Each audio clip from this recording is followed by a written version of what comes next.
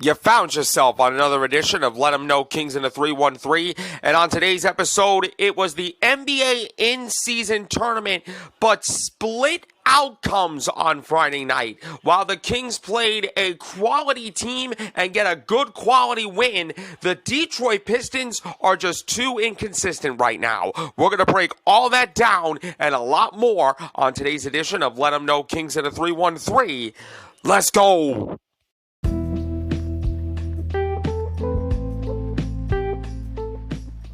And now, ladies and gentlemen, in the place to be, it is that time for the post-game reaction podcast to the Cleveland Cavaliers, Sacramento Kings, and the Pistons from the D. This is Let 'Em Know Kings in the 3-1-3.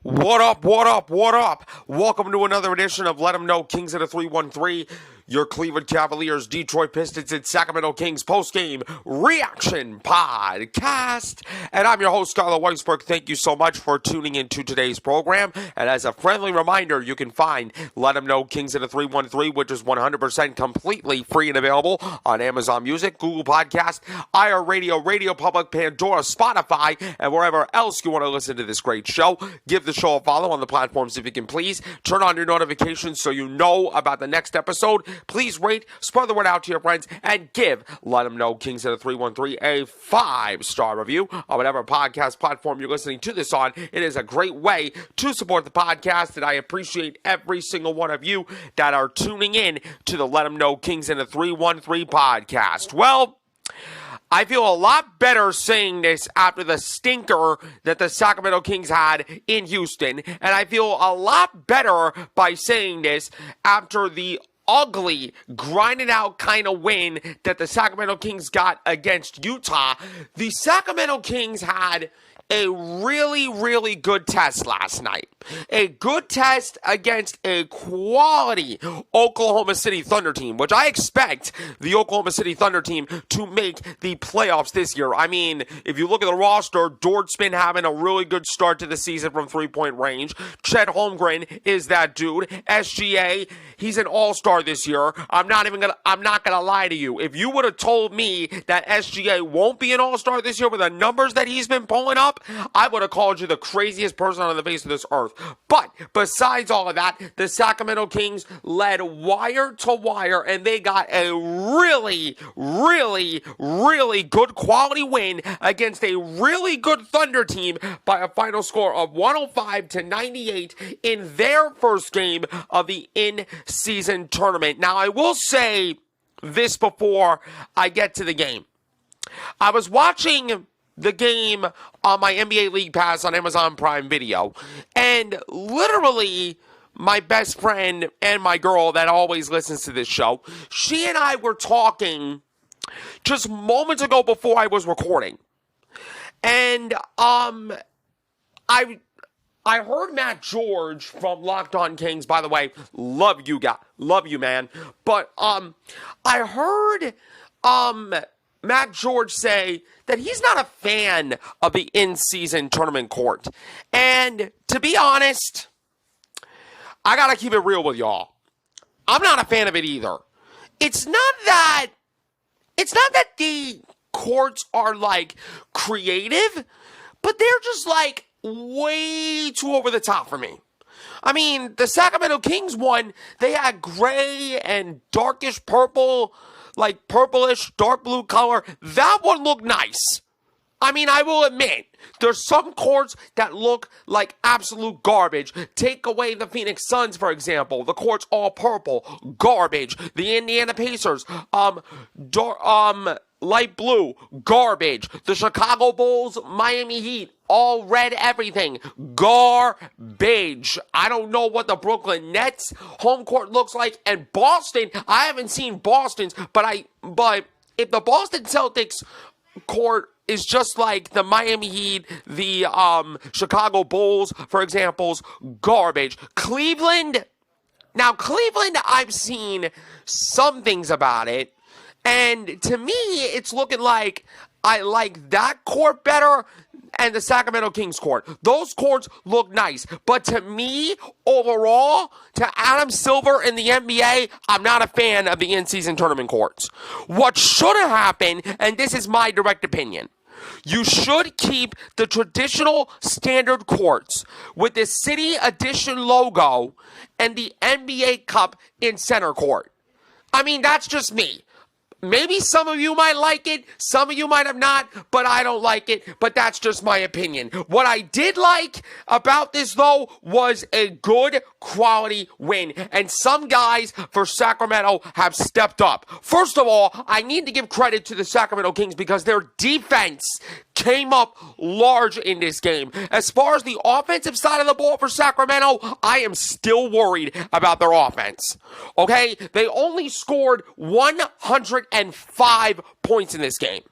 Now, I'm not gonna be like a Debbie Downer or a negative Nancy because we scored 105 points. It was still a win.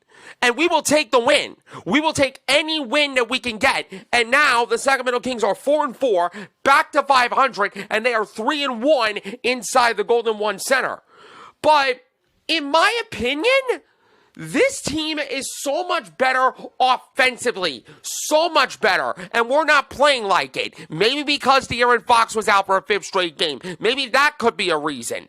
Maybe we are too focused on the defensive side of the floor, which I don't mind.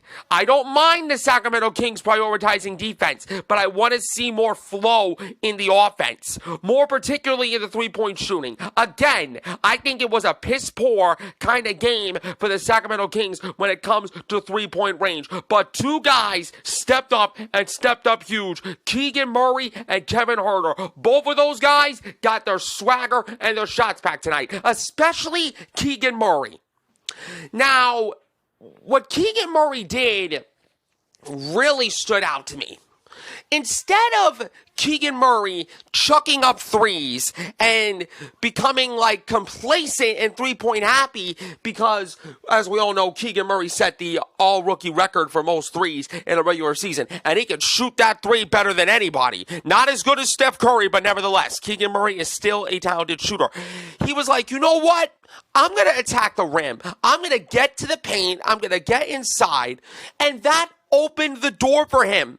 That opened the door and gained some confidence. Sometimes if you are a shooter in this league, when the shots from three-point range are not falling, you gotta focus on getting your shots from either mid-range or inside the paint area. And I want to give credit to Keegan Murray on that, because what he did was, as soon as he got some shots down from mid-range, he was slowly building his confidence. It was like a crock pot kind of game for Keegan Murray. It started out slow and it started out ugly. However, as soon as the shots started to fall, Keegan Murray was like, you know what? I think I got my confidence back. I think I got my swagger back, if you will. Maybe let me shoot a couple threes and let's see what happens. Well, Keegan Murray dropped, I think, 20 points. I think he dropped like 20 points tonight, and I was really happy to see that. And what I was also really happy about, Keegan Murray, he caught a couple of bodies, okay? He put Chet Holmgren on a poster. And by the way, Chet Holmgren, I understand you're good. I understand that you are a stud. I understand that you are a straight-up baller. But my God, my guy, you need to step it up on defense, because you cannot get postered by Domantas Sabonis and Keegan Murray. I don't care if to you, DeMontes and Murray are mid players. They are not mid players. They're one of the best in the NBA. More specifically, Domantas Sabonis, who dropped a 15th career double-double with 17 points, 13 assists, and 12 rebounds. And now the Sacramento Kings move into sole possession of second place. The Kings, or Domantas Sabonis, is now in the sole possession of second place on the Kings career list for triple doubles, passing the legendary Chris Webber. Mike Brown said about this win, I keep telling our team we can be a great team. It doesn't matter what five we throw out there. If we play the right way, good things will happen. And for the most part, Sacramento, you guys definitely played the right way. The defense was great. The offense was a little slow. It was a crock-pot kind of offense for Sacramento. It started out slow right out of the gate. But once our defense kept getting stops, once our defense kept chugging along, the offense soon followed, especially in the fourth quarter when we opened up a surge, and I felt really comfortable going into the fourth quarter knowing that we would close this win. But again, Sacramento almost blew a double-digit lead. I think this is still a learning curve moment for the Sacramento Kings because when we have a double-digit lead like this, it's normally our responsibility to protect that lead and protect home court. I think the Sacramento Kings still have a lot to learn. They still have a lot of growing to do when it comes to having leads and sustaining leads. But you know what? I'm not going to complain about it. I'm not going to worry about it. I am not going to piss and moan about it. I'm not going to cry about it. You know why? Because we got a W. And not only a W, but a good W. It was a good quality team win against an Oklahoma City Thunder team that I still think are going to be scary in the Western Conference for years to come. Maybe they could be scary this year with Chet Holmgren, SGA, Dort, and the crew. I still think the Thunder are still a really good team. But Sacramento, that was a great win. That was a good quality team win that the Sacramento Kings got. Mark Daigneault said in the first quarter, we spotted them a pretty good lead on controllable stuff defensively. It took us a long time to get our game plan in the game with that level of urgency we need to have. You know why it was rough for Mark Daigneault and OKC? It was because the Sacramento Kings defense increased the pressure, and then the offense increased the pace. It was almost like the Sacramento Kings of last year. But the problem is we are not scoring to our average right now. Last year, the Sacramento Kings averaged 120 points per game. This game, we scored 105. The crazy thing is, Mike Brown said after we scored 105, that's a loss for us last year. I know we can shoot the ball. I'm going to continue to pressing our guys on the defensive end of the floor, and we had a lot of guys step up in that end. The Kings blew two big leads in the first three quarters, then opened the fourth with three consecutive three-pointers to pull away. They also shot 41% from the floor and 13 of 47 beyond the arc. That's 20%. I still think the three-point shooting is still in a big slump for the Sacramento Kings. I still believe that. But the defense is there, and I still think that the Sacramento Kings are going to be a good team. They're not playing like a great team right now, but you know what? That was a great win. That was a good team win, a good quality win, and now the Sacramento Kings feel like they're right back on track. And I think that they are, but they got a really tough test against Cleveland with Donovan Mitchell, Evan Mobley, Max Strus, Jared Allen coming in to the Golden One Center, and the Cleveland Cavaliers are playing tonight against the Golden State Warriors. I think it is going to be an ugly outcome for Cleveland. I believe in the Cavaliers, but I need to be straight up honest and tell everybody the truth. The Golden State Warriors do not lose that many games in the Chase Center, and I expect that trend to continue. But I expect Cleveland to hopefully play better. But if they don't play better, I am going to grill them like wild on rice. Specifically, I'm going to grill JB Bickerstaff. However, the percentage, like I said, for Sacramento, they shot 42% from the field, 28% for three-point range, compared to 45% for the field for Oklahoma City and 23% from three-point range. The free throw shooting, another struggling point early on in the season. 76% for Sacramento, 81% for Oklahoma City. But the rebounds, outstanding. 52 to 38 on the glass for Sacramento including, I should say, 16 offensive rebounds for Sacramento to only 5 against, for Oklahoma City. And I wanted to point that out because the way that we were crashing the offensive glass tonight really opened the door for Sacramento to get second chance opportunities. That's the kind of effort that I want to see for Sacramento this season. That's the kind of effort that will help you win games down the road. Other numbers, the assists were 28-22 in favor of Sacramento. The turnovers were 18-16. Sacramento needs to clean up on the turnovers, but that's a point of emphasis for everybody. The blocks, 9-5 in favor of the Kings. Impressive. Points in the paint, the Thunder 58, Sacramento 46. Credit to Oklahoma City there. As far as who stood out for this game, Kevin Huerter. He had a breakout performance for Sacramento tonight. He finished with 28 points. He was 4 for 10 from three-point range, but he had 9 rebounds, 3 steals, and 2 assists. He also had a big-time block. Domantas Sabonis, another double-double, triple-double, I should say. 17 points with 13 rebounds, 13 assists. He also had 2 blocks and a steal. Keegan Murray is officially back, ladies and gentlemen. 24 points with 11 rebounds, 3 steals, assists. He's 3 for 10 from three-point range, which I don't really like to see from him, but what I did see from him is him getting inside and putting Chet Holmgren in one of the nastiest posters I've ever seen in my life. Keon Ellis did a really good job in his second start. He's starting to get a little bit of a flow.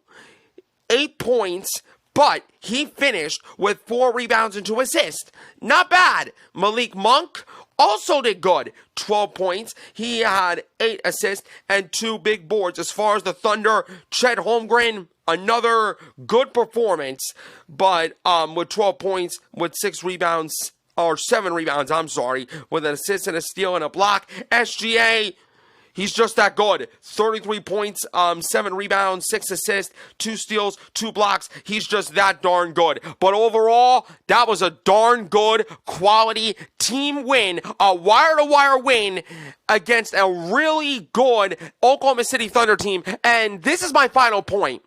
When you hold a team like Oklahoma City to under 100 points on defense, you deserve to win.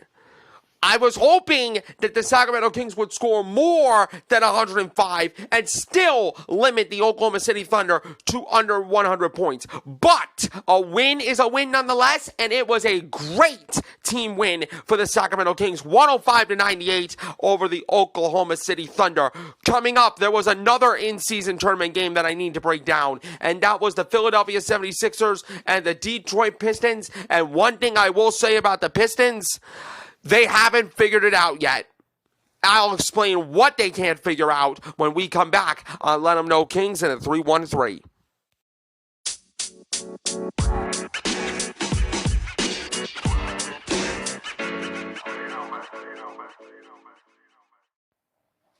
We're back on Let 'em Know Kings in a 313, and I gotta be straight up. I gotta be honest. I gotta tell the honest-to-God truth here. I am regretting coming back to the Detroit Pistons. I mean, I'm absolutely regretting it. I mean, when I came back to my childhood team, I expected the Detroit Pistons to be better because they got Monty Williams. They got an established head coach. It would be a change of culture in the NBA. But listen, the Detroit Pistons are a shell of themselves right now, and they can't even figure it out. Yes, there's a lot of injuries involved, but I'm not saying injuries are going to be one of the biggest excuses that the Detroit Pistons have had over the last couple years. This Pistons team cannot stay healthy if their life depends on it. I would rather have the Detroit Pistons become the Detroit Hospitals because the Detroit Pistons cannot stay healthy. And that wasn't the biggest bit. The biggest bit was that Joel Embiid, Tyrese Maxey went absolutely crazy as the Philadelphia 76ers handed the Detroit Pistons a 7th straight loss, while the 76ers got their 7th straight win by a final score of 114-106. But before I even get to the negatives about this game, I want to talk about the positive. And the only positive that I saw was a 33-21 first quarter for the Detroit Pistons. When I saw that on Amazon Prime NBA League Pass on my computer, I said to myself, damn, maybe the Detroit Pistons can hold it together. Maybe they could sustain it. Maybe they could play a complete 48 minutes. But there's something about the old cliche, you gotta play a complete 48 minutes, that hasn't sunk in to the Detroit Pistons just yet. Maybe they're thinking, if we can play one good half, we can win. Well, you're 2-8. You're 2-8. You're not going to play one good half and expect to win basketball games if you are 2-8. I hate to tell everybody the truth, but the Detroit Pistons are nothing but a laughingstock again. They're a laughingstock again. And Asar Thompson, Cade Cunningham, Marcus Sasser, they stepped up tonight. But the foul trouble that the Detroit Pistons had really killed them. And Jalen Duren started the game and then left the game early with an ankle injury. This Detroit Pistons team cannot stay healthy. And again, another issue is the fouling. The constant fouling for the Detroit Pistons is killing the living heck out of me. They allowed 41 free throw attempts for Philadelphia, including 19 for Joel Embiid, who, by the way, finished with 33 points and 16 rebounds, as the 76ers won their 7th straight game and handed Detroit its 7th loss in a row. And Tyrese Maxey had 29 points and 10 assists and 0 turnovers for the 76ers, who are undefeated since an opening loss at Milwaukee. But Nick Nurse wasn't happy. Although he would take the win, he wasn't really happy with the 76ers performance. He said, we can't be a one-man or a two-man team. We need to get production from Tobias, Melton, and Kelly. We know there are times when teams are going to have to put 2 guys on Joel and 2 guys on Tyrese. And we've got to be able to take advantage of those situations. But that is the 76ers problem that I think they're going to solve. I still think the Philadelphia 76ers are a problem in the Eastern Conference. If you want to ask me who are the best teams in the Eastern Conference right now, the Philadelphia 76ers are number 1 and the Boston Celtics are number 2. It's that simple. It is that simple. And as far as Detroit, I don't know what to say. I really do not know what to say. I mean, Killian Hayes led the Pistons with 23 points, and Cade Cunningham added 21 for the shorthanded Pistons, who lost Jalen Duren to an ankle injury. Anytime a guy that can't finish a game due to an injury, it is a concern, but we can't use injuries as an excuse. And Joel Embiid, he is just a matchup nightmare for anybody. He's just a matchup nightmare for anybody. Monty Williams said Joel is tough enough to guard. When he's waving his arms around and hitting people, that's not a shot. That's not what beat us, though. We just made too many big mistakes. And those mistakes was the constant fouling. The mistake was becoming complacent. The mistake was hoping that the Detroit Pistons can constantly claw back. Well, guess what? If you're constantly trailing in this league, it's just an uphill battle. And I'm not saying that the Pistons are terrible. I did say that the Pistons would be a play-in team this year. I still think that could be true, but right now, this Pistons team is learning tough lessons instead of getting quality wins. It's circumstances, not excuses, right? The circumstances is the Pistons have too many injuries. The circumstances is the Detroit Pistons are not good enough to finish games. The Pistons thought they played the same defense in the second as they did in the third, but they were a little more physical. We backed off a little. We were trying to run our stuff from half court, and that got us into a lot of late clock situations. And as far as the 76ers, I give them a ton of credit for the way they responded against the Pistons in the second half. Nick Nurse said, I thought we were about a half step slow at the start of the game, and they were about 2 steps fast. They were kicking our backsides in every phase of the game, but we hung in there and played a lot better in the second half. Now, for the Pistons, I love this team, but there's a part of me that regrets coming back to Detroit. I'm regretting coming back to Detroit because we're too inconsistent right now. We are too inconsistent. Yes, the injuries play a role on it, but that's not an excuse. You have to learn to play complete games in order to win. And the Pistons, they cannot figure it out. They cannot figure out why they can't win basketball games. They can't figure out why they got to play a consistent effort for 48 minutes. Kate Cunningham has been consistent. Marcus Sasser, he's slowly building up. Asar Thompson, consistent on the defensive end. Junkyard Duran, if healthy, he's one of the best big men in the NBA. I can attest to that. But until the Pistons learn to play with some consistency and have a mentality to say, you know what we did in the first quarter, we got to build on it in the course of the game. Until the Pistons learn that, we're not going to go anywhere. And Monty Williams, I trust you, and I get what you're trying to do, but it's what I said a couple of days ago. The Pistons still want to do their own thing instead of listening to your knowledge and your wisdom.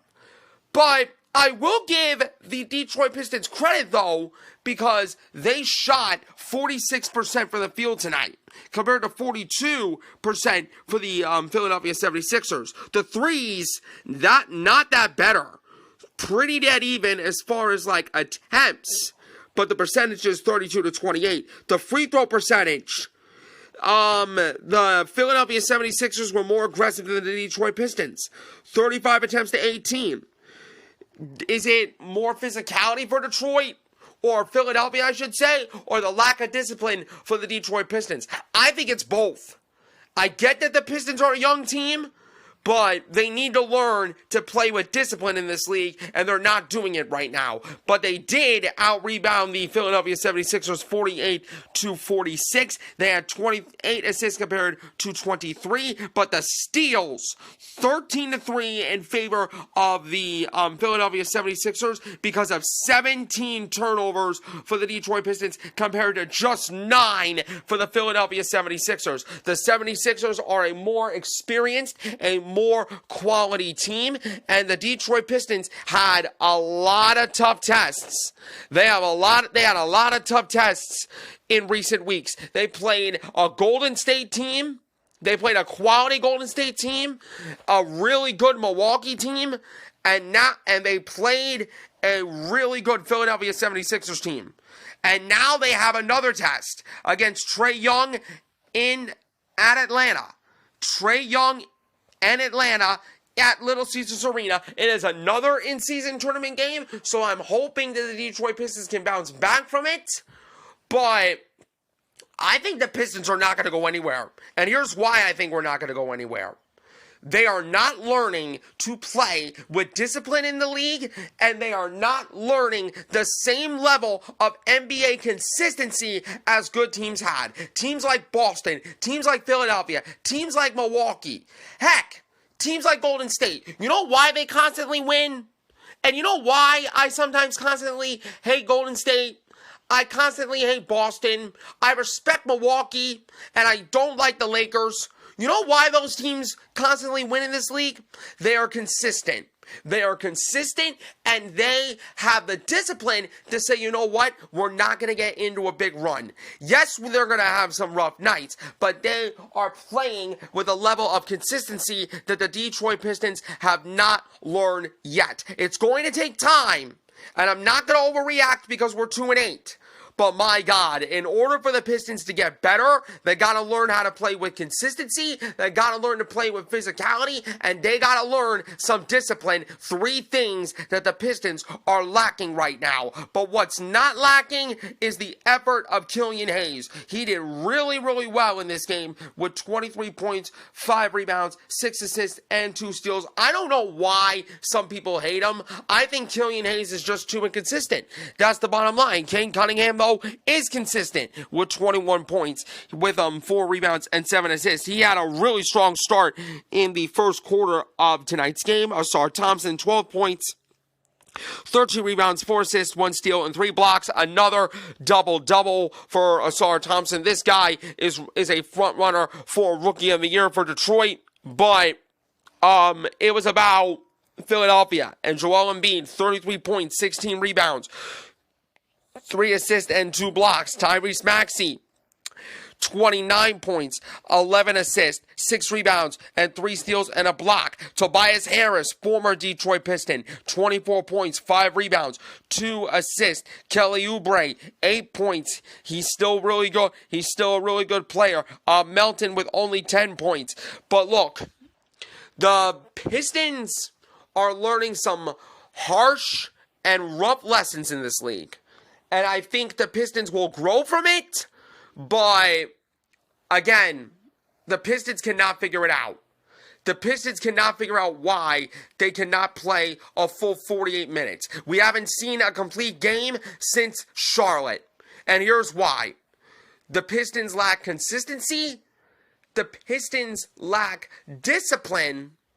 And the Pistons right now are lacking physicality. Unless those 3 things change, the Pistons will have another lottery draft pick, and there's going to be a lot of more questions than answers in the Detroit Pistons front office. I don't want to push that point, but like I said, you're 2-8.